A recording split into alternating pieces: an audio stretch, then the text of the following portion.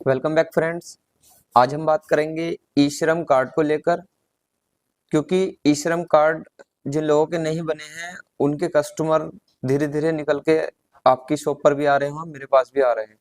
तो आज हम ई श्रम कार्ड बनाते समय जो जो चेंजेस हुए हैं 2024 को लेकर, क्योंकि 2023 तो समाप्त होने वाला है, तो आइए हमारे साथ देखते हैं कि ई श्रम कार्ड अब कैसे बन रहा है और उसमें जो जो नए नए परिवर्तन हुए हैं वो भी आपको हम दिखाते हैं। तो आप अपने कंप्यूटर में कोई भी एक वेब ब्राउजर ओपन कर लें, जैसा कि मैंने गूगल क्रोम ओपन कर लिया है और ऊपर आपको सर्च बार में लिखना है ई श्रम कार्ड। जैसे ही आप ई श्रम कार्ड लिखेंगे तो आपके सामने ई श्रम का होम पेज आ जाएगा, आप उस पर क्लिक कर देंगे। उसके बाद आप देख सकते हैं कि इधर आ रहा है रजिस्टर और ई श्रम। तो रजिस्टर ई श्रम या रजिस्ट्रेशन इज टोटली फ्री, आप इस पर क्लिक कर देंगे तो आपके सामने एक नया टैब खुल करके आ जाएगा। यहाँ से आपसे कहेगा सेल्फ रजिस्ट्रेशन के लिए, तो यहाँ पर कस्टमर का आपको मोबाइल नंबर एंटर कर देना है। तो यहाँ पर हम कस्टमर का मोबाइल नंबर एंटर कर देते हैं। उसके बाद आपसे कैप्चा एंटर करने के लिए कहेगा, तो कैप्चा जो दिया है उसे भी हम एंटर कर लेते हैं। तो नीचे जो निर्देश दिए हैं या जो बताया गया है इन्हें आपको नो कर देना है। उसके बाद आपके रजिस्टर्ड मोबाइल नंबर पर एक ओटीपी जाएगा, तो ओटीपी आपको यहाँ पर एंटर कर देना है।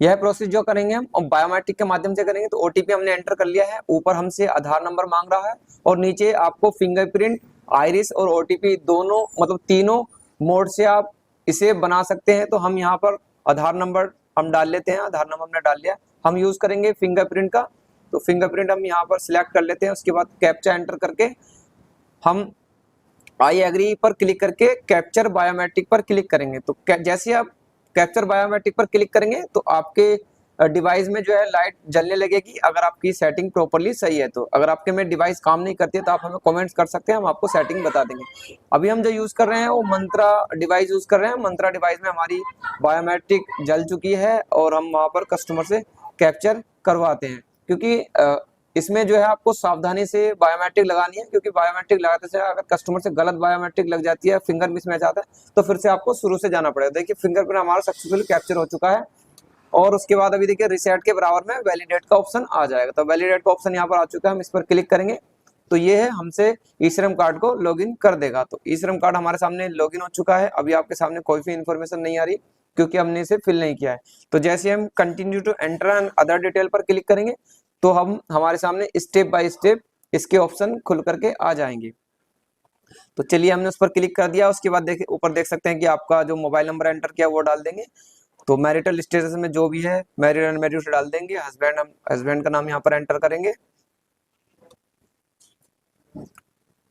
और यहाँ पर हम उनका नाम जो आधार कार्ड में उनके पति का नाम है वह एंटर कर लेते हैं। हम महिला का एक कार्ड बना रहे हैं और सोशल कैटेगरी में जो सोशल कैटेगरी है उनकी जो उसे सिलेक्ट कर लेंगे। तो ये जो हमारे कस्टमर हैं उस कैटेगरी के हैं वो हमने सिलेक्ट कर लिया है। उसके बाद यहाँ से सर्टिफिकेट को कह रहा है वो आपको छोड़ देना है, आपको केवल रेड मार्क जिन पर लगे हैं उन्हीं का आपको यूज करके ये बनाना है। उसके बाद आपसे नीचे मांग रहा है बिलड को आप छोड़ देना है। उसके बाद डिफेंस इस पर आपको नो कर देना है और आपसे मांग रहा है नॉमिनी। नॉमिनी जरूरी नहीं है, आप दे भी सकते हैं, नहीं भी दे सकते हैं। तो आपसे मांग रहा है यहाँ पर रेसिडेंट डिटेल्स, तो यहाँ पर हम रेसिडेंट डिटेल डाल देते हैं।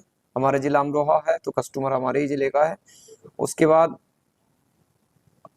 जो एरिया सिलेक्ट करने के लिए कहेगा तो यहाँ पर हम एड्रेस डाल देते हैं। तो एड्रेस हम यहाँ फिल कर लेते हैं। सेकंड लाइन में हमको पोस्ट ऑफिस डाल देना है और थर्ड में आपको स्टेट सिलेक्ट कर लेना है। फिर उसके बाद जिला सिलेक्ट कर लेना है। फिर उसके बाद सब डिस्ट्रिक्ट तहसील को सिलेक्ट कर लेना है। फिर आप अपने गाँव को यहाँ पर सिलेक्ट करके लिस्ट खुल जाएगी आपकी और गांव सिलेक्ट करके आप ओके कर देंगे। उसके बाद आपसे पिन कोड डालने के लिए कहेगा। ये तो आपका हो गया करंट एड्रेस और फिर आपसे नीचे मांगेगा staying at A current location. इस लोकेशन पर आप कितने साल से रह रहे हैं, तो हम यहाँ पर लगभग 25 साल से ज्यादा से रह रहे हैं वो यहाँ पर। और उसके बाद यहाँ पर हमसे फिर से एड्रेस डालने के लिए कह रहा है, क्योंकि दो एड्रेस मांग रहा है तो दोनों को यहाँ पर फिल कर देते हैं। तो रूरल हम यहाँ सिलेक्ट कर लेंगे, फिर सेम एड्रेस उनके गांव का नाम यहाँ पर डाल देंगे। उसके बाद यहाँ पर उनकी सेकंड में उनकी पोस्ट डाल देंगे। पोस्ट डालने के बाद उनका थर्ड पर स्टेट सिलेक्ट करेंगे, फिर उनका डिस्ट्रिक्ट सिलेक्ट करेंगे और उनके बाद तहसील, विलेज और पिन कोड डाल करके हम सेव एंड कंटिन्यू पर क्लिक करेंगे। तो हमारे सामने जैसे हम सेव एंड कंटिन्यू करेंगे तो हमारे सामने एक नया पेज खुल करके आ जाएगा। ये आपसे पूछ रहा है कि कस्टमर की एजुकेशन क्या है, तो एजुकेशन हम यहाँ पर डाल लेते हैं। मुझे लग रहा है कि पहले से थोड़ा इजी हो गया, पहले थोड़ा हार्ड था और उनकी जो मंथली इनकम का स्लैब है उसे हम डाल लेते हैं। उसके बाद अगर आपको एक्यूपेशन देखनी है कस्टमर की तो आप ऊपर दिए गए लिस्ट के अनुसार देख सकते हैं, पर वो फार्मर लेबर का काम करते हैं तो हम यहाँ लेबर एग्रीकल्चर डाल देंगे क्योंकि वो खेती बाड़ी से संबंधी काम करते हैं। उसके बाद क्रॉप एंड लेबर्स एग्रीकल्चर अपने आप लिखा हुआ आ गया, इसमें कुछ नहीं करना। कितने साल से वो काम कर रहे हैं आप यहाँ पर डाल सकते हैं, कस्टमर से पूछने के बाद कि 10 साल 20 साल 15 साल जितने साल से वो काम कर रहे हैं आप डाल सकते हैं, तो यहाँ पर हम 10 साल डाल लेते हैं।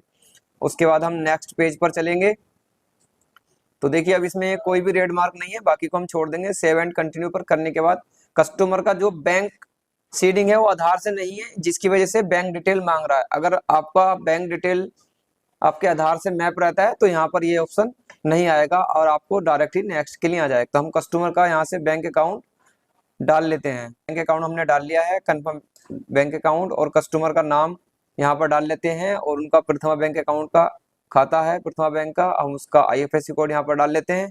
उसके बाद सर्च बारकोड पर क्लिक करेंगे और सारी डिटेल हमारे सामने आ जाएगी, सर्वा यूपी ग्रामीण बैंक, और हम सेव एंड कंटिन्यू पर क्लिक करेंगे तो देखिए हमारा जो आयुष्मान की सारी प्रोफाइल है वो बन करके तैयार हो चुकी है। अब एक बार इसे हम कंफर्म कर लेंगे। कंफर्म करने के बाद हम आई एग्री या टर्म कंडीशन को एक्सेप्ट करके सबमिट पर क्लिक कर देंगे। तो देखिए ई श्रम कार्ड बड़ी ही आसानी से हमारे सामने बनकर आ चुका है। तो आप इसे आसानी से बना सकते हैं। अगर आपको इसमें कोई क्वेरी रहती है तो आप हमारे चैनल पर कमेंट्स कर सकते हैं, और वीडियो अच्छी लगी तो वीडियो को लाइक करें, चैनल को सब्सक्राइब करें, लिंक अपने मित्रों के साथ जरूर शेयर करें। कार्ड आपके सामने बन चुका है। Thanks for watching.